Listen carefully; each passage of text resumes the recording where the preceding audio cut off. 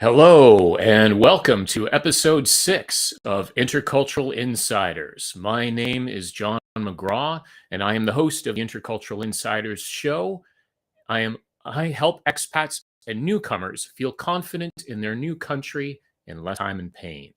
I'm also the founder of Hyaku Coaching, which is dedicated to helping you create your pathway to success in a new culture. So, the purpose of Intercultural Insiders is to share the stories of people with intercultural experiences. If you're feeling isolated or lost, you can hear something from the guests' experiences that could help you, even if it's just a reminder that you're not alone. And I want to remind you that by rising to the challenge of adapting to another culture, we can become better versions of ourselves. So, in a moment, I'll introduce the guest for today's show. But first, I'd like to give you some news from Hyaku Coaching. So you've made a great step and started your first job in Canada. But once you've gotten the job, how do you advance and progress in a Canadian workplace? The fact is that understanding the work culture is essential. There are many invisible rules that Canadians won't explain because they assume everyone knows them. The fact is that violating these invisible rules can slow down your career or, even in extreme cases, result in you losing your job. So what do? Well, in early 2023, Hyaku Coaching is launching a group coaching program for ambitious newcomers to Canada who want to create their roadmap to success after getting the job. It's called the Canadian Success Group Coaching for Newcomers. And there is a wait list coming up, which is available and you can sign up to right now. This waiting list you can find on the Hyaku Coaching website at www.thriveglobally.ca. And by signing up to the wait list, you will get more information, the latest updates about the Canadian Success Group Coaching Program launching in 2023. And you'll also get details on what will be included in the program, including a one-to-one discovery call, an intercultural development inventory report, along with a debrief, 6 bi-weekly group coaching sessions, and up to 3 optional one-to-one laser coaching calls of 15 minutes each. There is no cost to join the wait list and no commitment to join the program by signing up to the wait list. A price will be announced later this year, and those who sign up to the wait list will be offered a significant discount. And spaces are limited, so be sure to get your spot now. And to get more interest and more information on learning more, you can contact me, John McGraw, through LinkedIn. You can also connect through the Hyaku Coaching website at thriveglobally.ca. And you can also reach me at john.mcgraw@thriveglobally.ca. And now, with that, we'll get on to our interview with Chie Schuller. So, let me give you some background about Chie Schuller as I get this ready, the video ready. And Chie Schuller is a coach for Japanese expats and their families who have relocated to the United States. And she has decades of experience acting as a bridge between those cultures, starting from when she was a teenager. This is part 1 of a 2-part interview. And I'm going to mention some of the highlights from today's portion of the interview. Chie gets into some of her early experiences with learning English and teaching Japanese. She talks also about her connection with her host family when she first stayed in the US. And also, we talk a little bit about a significant cultural difference that could have a major impact, not only in schools, but also the workplace, whether you're working in Japan or the United States or working with those groups. And I think this is something that could also apply to workplaces in Canada as well.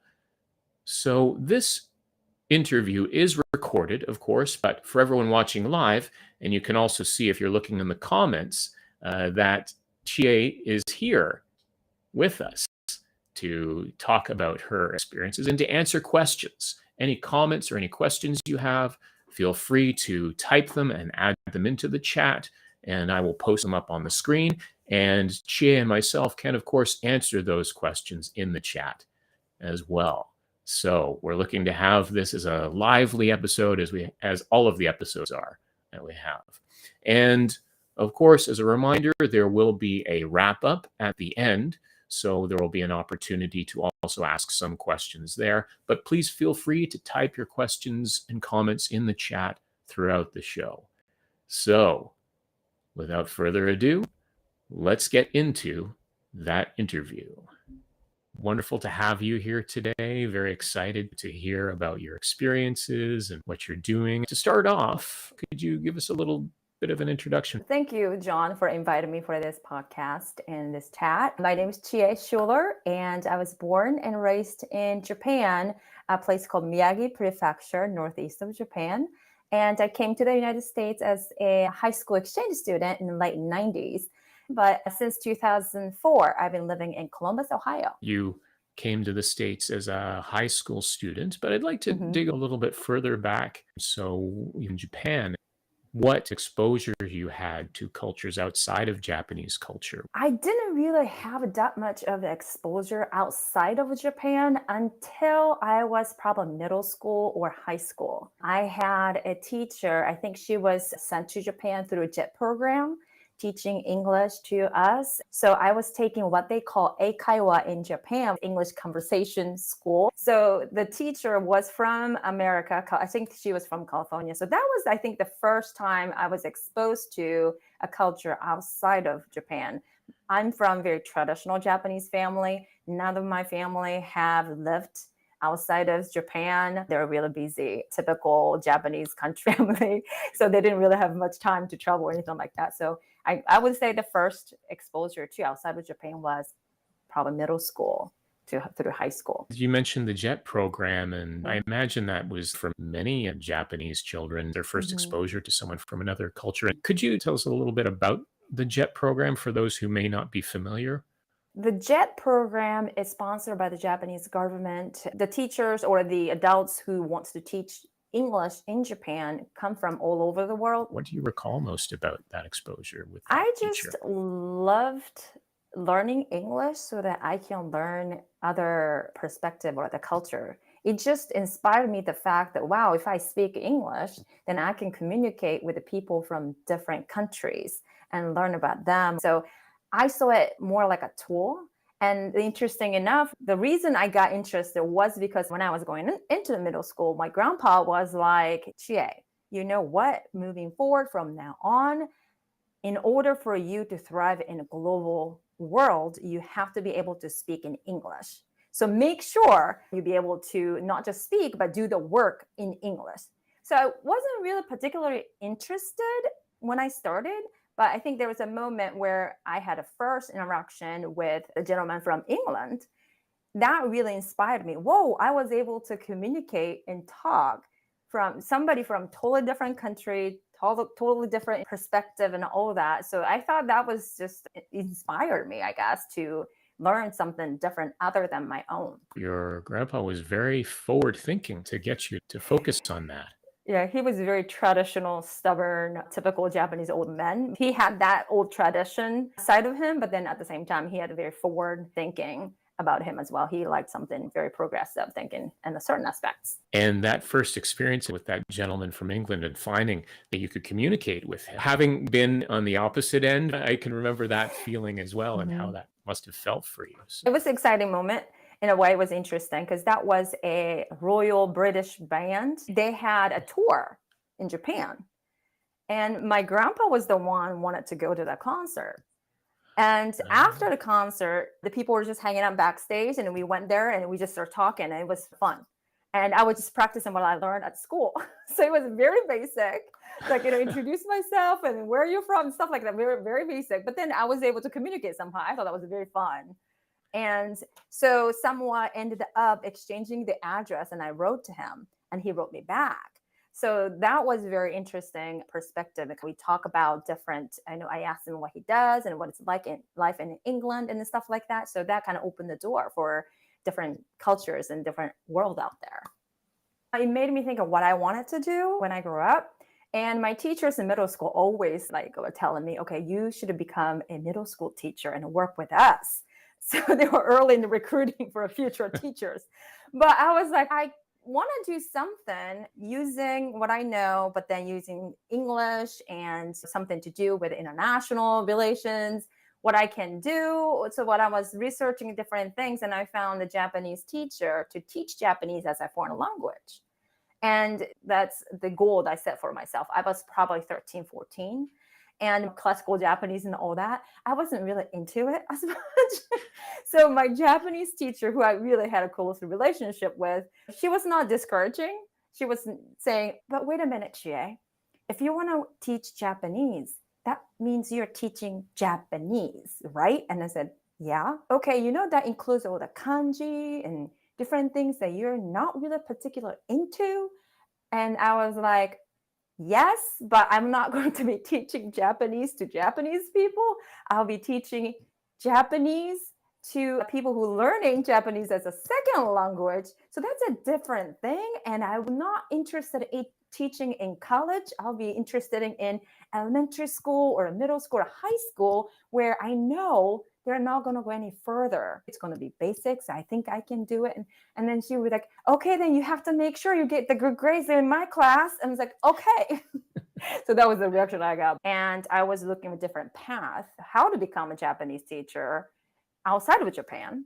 So when I was researching it, I found out to teach in America, you have to have teaching license from that state if you want to teach in the public schools. Most people back then, to teach Japanese as a foreign language, they were coming in as a grad student and teach Japanese as assistant through the college and so forth. But I was not interested in going 2 years extra school. So I want to go straight right into a undergrad and get the teaching license. So that's how I determined to came to the States. Was one, wanted to experience what it's like to be an exchange student, because that's what I wanted to teach. But also it was around that time I learned about the exchange program, and I always wanted to be a high school student in America. So it took me probably 3 to 6 months to convince my parents, especially my dad, because he was fine for me to go outside of Japan, but he was more like, why don't you go America after you graduate Japanese college? That's not late. And I was like, yes, that's true, but I have no interest going in 2 years of extra school to get a teaching license. And there's different kind of things happened and opened the door for me to enroll for the exchange program that I thought I wouldn't qualify for. Wow, that's incredible. And I guess that was your first time outside of Japan. To the United States, but I did a few weeks, a short winter program in England when I was junior in high school. I had a chance to go to England and stay with a family there, and then go to English language school for a couple of weeks during the winter break. And how did that compare with going to the US? It was different in the sense that it was short period of time of the commitment, and I did not go to their local high school. It was a language program. There were some high school students, but mostly more young adults, college age, and there's some adults in the program as well.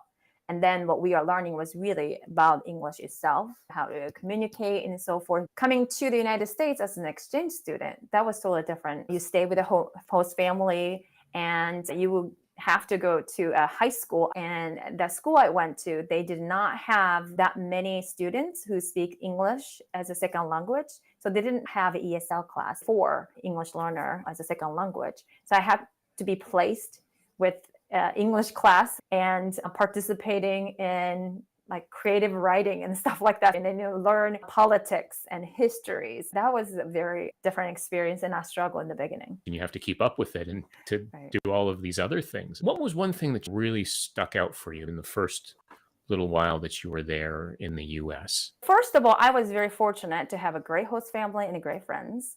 So the life outside of my personal struggle of studying in English, everything was great. But one particular thing was like aha cultural difference moment, especially at the school, was the time when the student was really acting up. Speaking back to the teacher, was not listening, clearly something was going on.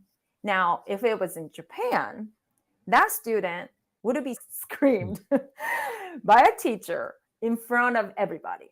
That's what would have happened usually. But this case, which, like I said, because I was in a very good school, good friends, that was the first time when I encountered somebody in my class was clearly being disrespectful. Then that teacher, instead of talking to this individual in the classroom, she took her out of the classroom and talked one-on-one outside where we didn't even hear what they were talking about. And that was the one of the aha moment, or, oh, it is different. That this is the way students are disciplined or talked to by a teacher if there's something going on. Looking back at that situation, have you had any further insights on where that difference comes from? That also happens at workplace as well. In Japan, it is very common. Somebody makes some mistakes and maybe coaching session in front of people. And then the perspective is that if somebody else is also listening, then they will all learn the same lesson. That's their perspective, right? That's why they do it the way they do it. But at workplace, here, if you do that here, it's more being perceived as you were humiliated. It's usually happened more private settings. But that kind of conversation often happens in Japan in public open space or in front of a group of people. Yeah, I'm pretty sure it's that's changing now, but I know that's what I'm hearing from the people. It's more common. And then definitely at school, I'm pretty sure that's common too. it sounds to me like from the Japanese perspective, there's a difference between the collective thinking versus the individual thinking Right. in that regard. So I feel the same way in Canada too. If you call someone out in front of a group, then you're humiliating me, you're airing some private things. But the traditional perspective in Japan, that this is an opportunity for everyone to learn. You mentioned that it's changing.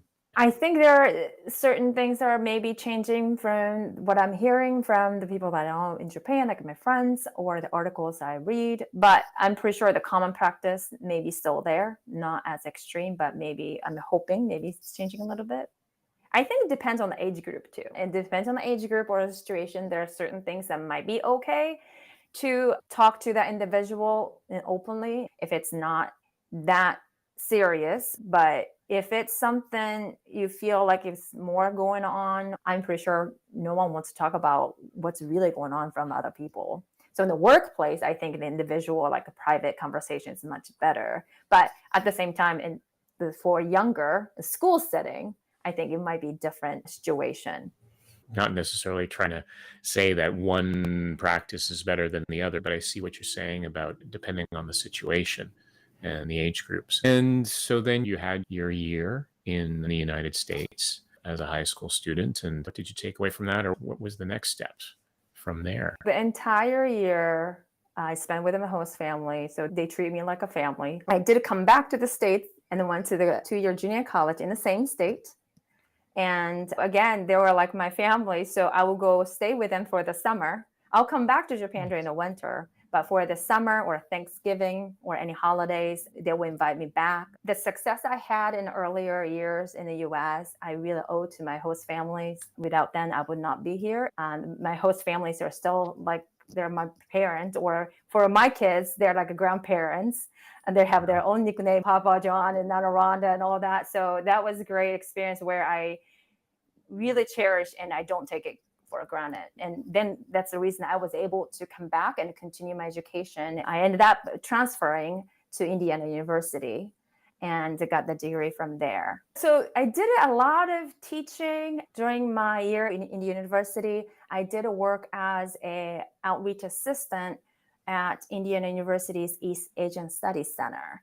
And the location of the school, or the population-wise, there weren't that many native speakers of Japanese. There were a lot of opportunities to be invited to the various schools from kindergarten through high school, talk about Japanese cultures and Japanese language. And there are many Japanese programs throughout the state of Indiana as well. So I think that state itself was really involved or invested in different cultures and language programs. And I did assist the exchange program for one of the high school that received a grant through East Asian Studies Center. I helped to select the students and also prep those students to go to Japan for probably about a year or so, a few months before we took the students to Japan in the summer. I had a monthly session to talk to them about what to be careful of, what to do while they are in Japanese house, how to take off their shoes, and how to use the Japanese style toilets and stuff like that. So I did like a prep for those students, and I took the students to Japan with the teacher. And I was also substitute teacher for that school as well. So I had a lot of opportunities during the undergrad. You had a lot of exposure and a lot of opportunities to act as a bridge for students going both ways. What did you take away from that experience? And what did you learn about American culture? What did you learn more about Japanese culture acting as that bridge? Leaving my home, I gained, I think, more appreciation towards my culture and my family, because I grew up in a traditional Japanese countryside home where my father was the oldest son. So since my parents got married, they have to move in to my grandparents' house. So I grew up with my father's side grandparents and my parents and my brother. So for us, or in that community, it was pretty normal. But outside of that, I realized it was not normal. And what I had was a very special place that I grew up with. But then you grew up there, so you take everything for granted. You don't really see from an outside perspective. So you learn a lot more about that. And I think I read more Japanese literatures in English more than I did in Japan. So some of the people made fun of me. So you're from Japan? I says, yes. And you're studying Japanese in American university to teach Japanese? Yes. And we're like, okay. It was hard for them to quite understand why I was doing the way I was doing it, or what the route I took. What I took away from it was realizing how special Japanese culture is, Japan is, and special where I grew up, where my hometown is. So that, Right. to summarize it, I think that's more gain, more appreciation. All right. So, what a fantastic interview with Chie. Part one, of course, only part one. Part two is going to be on next week, of course, and I'll give some more details about that. Uh, but before we continue, I'd like to mention another event that's coming up very soon for those of you living in Toronto and Mississauga. That's going to have a great impact, particularly for newcomers and international students.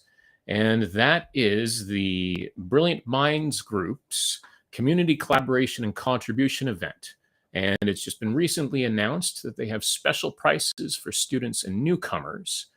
This event is at the Pearl Banquet Hall in Mississauga on Saturday, December 17th, 2022, which, as a little bit of an interesting note, also happens to be my birthday. There's no connection there between the two events. But in order to give equal opportunity to international students and newcomers to attend BMG's Community Collaboration and Contribution events, the executive team has decided to offer special prices for these two groups. And BMG already has more than 100 industry leaders confirmed for this event, including ICICI Bank, HSBC, Access Employment, Punjabi Community Health Services, Peel Regional Police, Latin Project Management Network, Niagara College Toronto, and many more.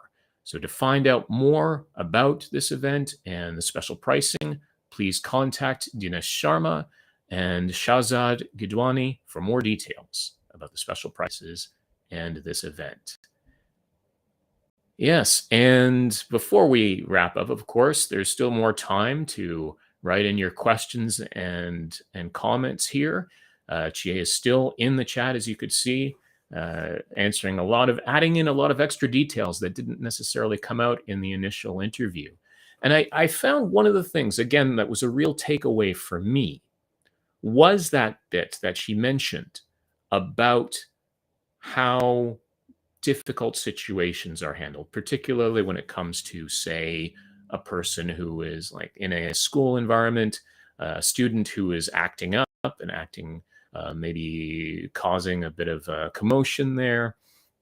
The difference in approach that, at least in Japanese culture, traditionally they would be yelled at in front of the group, in front of the rest of the students, to serve as a learning moment. And that in some cases, this seems to still occur in many traditional Japanese companies, as I understand that. And of course, Chie, you can feel free to comment on what I'm saying as well.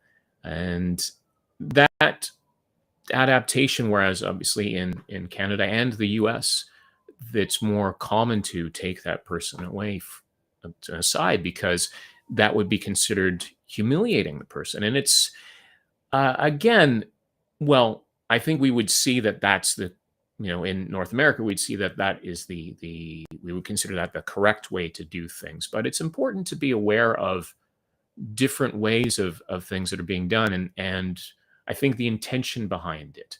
So as I understand, in Japanese culture, it's not an intention to necessarily humiliate the person. It's more of a teachable moment, and it's something that, in theory, what's seen as everyone can learn from it. So for me, that was a very interesting takeaway from that conversation.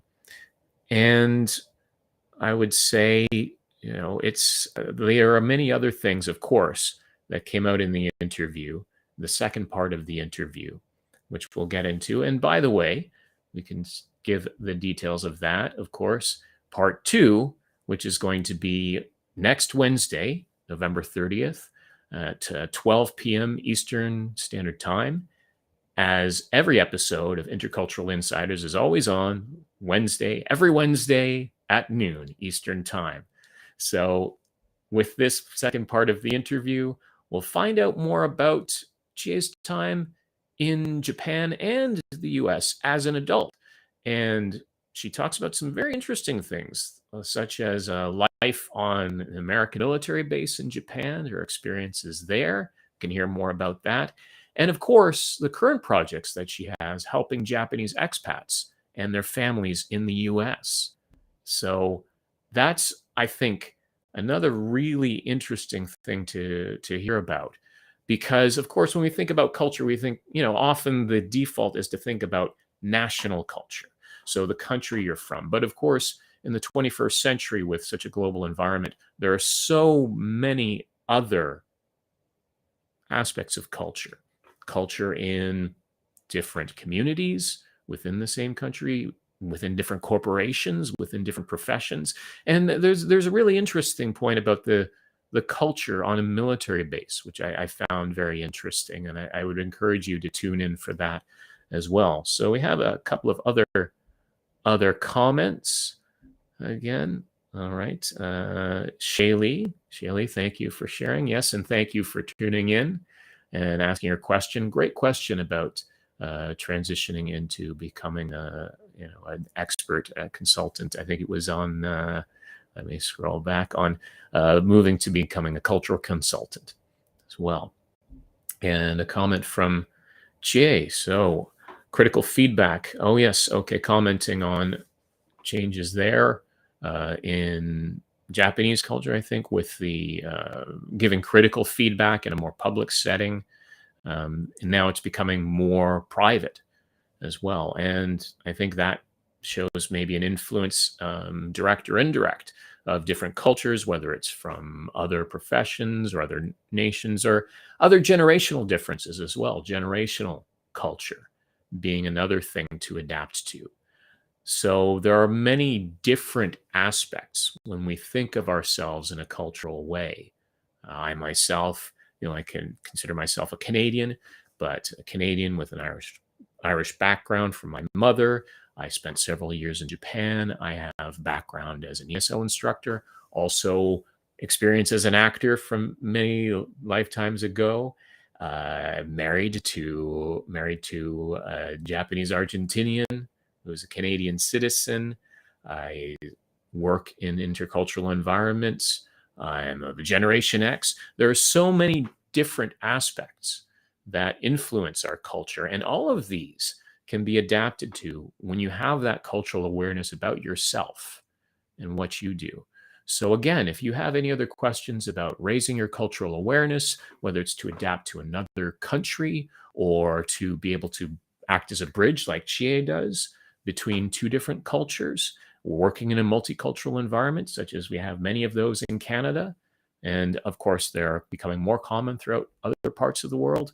I encourage you to come to Hiyaku Coaching website at thriveglobally.ca. You can find out more information there. And you can also, even if it's just to schedule a conversation with me. So remember to tune in for part 2 of the interview with Chie Schuller. It's going to be very exciting. And thanks for tuning in. And until next time, keep navigating your way between cultures towards your goals. Thank you.